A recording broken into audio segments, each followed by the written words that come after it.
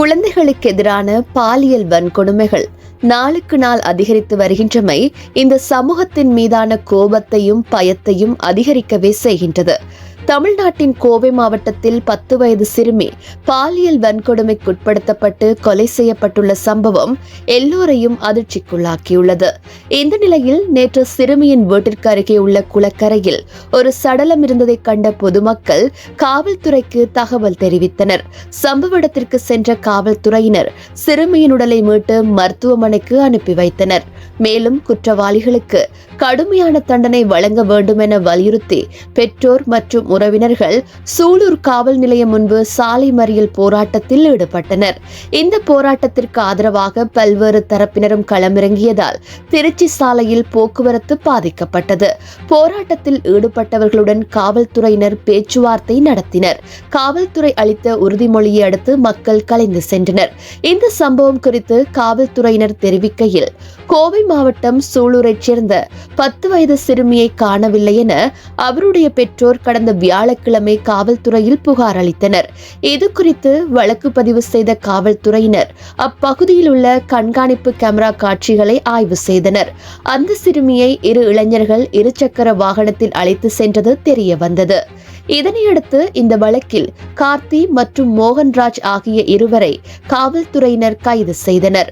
நாகப்பட்டினம் மாவட்டத்தைச் சேர்ந்த கார்த்தி கோவையில் தங்கி கூலி வேலை செய்து வந்ததாகவும், கைது செய்யப்பட்ட இன்னொரு நபரான மோகன்ராஜ் அவருக்கு உதவியதாகவும் காவல்துறை செய்திக்குறிப்பில் தெரிவிக்கப்பட்டுள்ளது. கைது செய்யப்பட்ட கார்த்தி வலது கை மற்றும் வலது கால் முறிந்த நிலையில் சிகிச்சைக்காக கோவை அரசு மருத்துவமனையில் நள்ளிரவில் அனுமதிக்கப்பட்டார். பின்னர் சிறுமியை கடத்த அவருக்கு உதவியதாக கூறப்படும் மோகன்ராஜை காவல்துறையினர் சூலூர் குற்றவியல் நடுவர் நீதிமன்ற நீதிபதி முன்பு ஆஜர்படுத்தினர். அவரை 27ஆம் திகதி வரை நீதிமன்ற காவலில் வைக்க நீதிபதி உத்தரவிட்டுள்ளார். மேலும் குற்றவாளி கார்த்தி மருத்துவமனையில் இருப்பதால் அங்கு சென்ற போக்சோ நீதிமன்ற நீதிபதி கார்த்திக்கை வரும் ஜூன் 2ஆம் திகதி வரை நீதிமன்ற காவலில் வைக்க உத்தரவிட்டார். இந்நிலையில் குழந்தையின் சித்தி இச்சம்பவம் குறித்து குறிப்பிடுகையில், குழந்தை மிகவும் கொடூரமான முறையில் கொல்லப்பட்டுள்ளதாகவும், குழந்தை பல வேதனைகளை அனுபவித்துள்ளதாகவும் கண்ணீர் மல்க தெரிவித்துள்ளார். இதனையடுத்து இச்சம்பவம் தொடர்பாக தமிழ்நாட்டின் முதலமைச்சர் விஜய் தன்னுடைய எக்ஸ்தல பதிவில் குறிப்பிட்டுள்ளதாவது, இத்தகைய மனிதநேயமற்ற மற்றும் மன்னிக்க முடியாத குற்றச்செயல்கள் நமது சமூகத்தில் ஒருபோதும் ஏற்றுக்கொள்ளப்பட முடியாது. சம்பவம் குறித்து தீவிர மற்றும் விரைவான விசாரணை மேற்கொண்டு குற்றப்பத்திரிகையை உடனடியாக தாக்கல் செய்ய தேவையான அனைத்து நடவடிக்கைகளையும் மேற்கொள்ள காவல்துறைக்கு உத்தரவிட்டுள்ளேன்.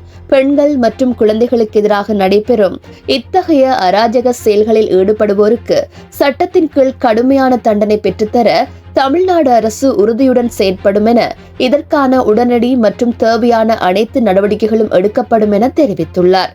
அதே நேரம் மருத்துவமனைக்கு சென்ற பிற்படுத்தப்பட்டோர் நலத்துறை அமைச்சர் சம்பத்குமார் உயிரிழந்த சிறுமியின் குடும்பத்தினருக்கு ஆறுதல் தெரிவித்தார். பின்னர் செய்தியாளர்களை சந்தித்த அமைச்சர் சம்பத்குமார், சிறுமி கொலை செய்யப்பட்ட தகவல் கிடைத்தவுடன் அதிகாரிகளிடம் கலந்துரையாடினேன்.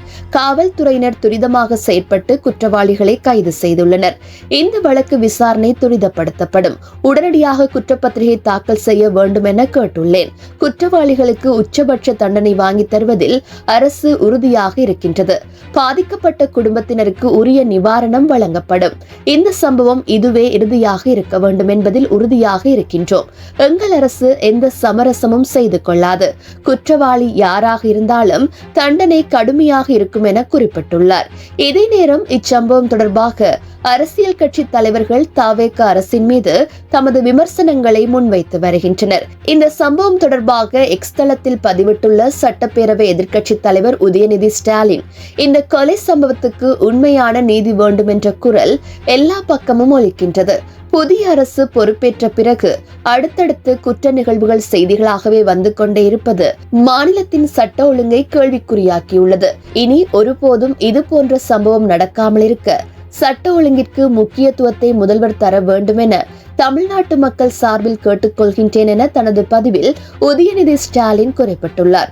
இதே நேரம் பலரும் தமது கருத்துக்களை தொடர்ச்சியாக தெரிவித்த வண்ணம் உள்ளனர். குழந்தைகளுக்கு இழைக்கப்படும் கொடுமைகளின் எண்ணிக்கை தொடர்ச்சியாக அதிகரித்த வண்ணமே உள்ள நிலையில் இனி இவ்வாறான ஒரு நிகழ்வு நடைபெறாமல் இருக்க முற்றுப்புள்ளி வைக்க வேண்டியது மிக அவசியம். அரசியல் மாற்றம் கண்டிருக்கும் தமிழ்நாடு கோவை சிறுமிக்கு எத்தகைய நீதியை பெற்றுக் கொடுக்க போகின்றது என்பதுதான் எல்லோரது மன ஆதங்கமாகவும் உள்ளது.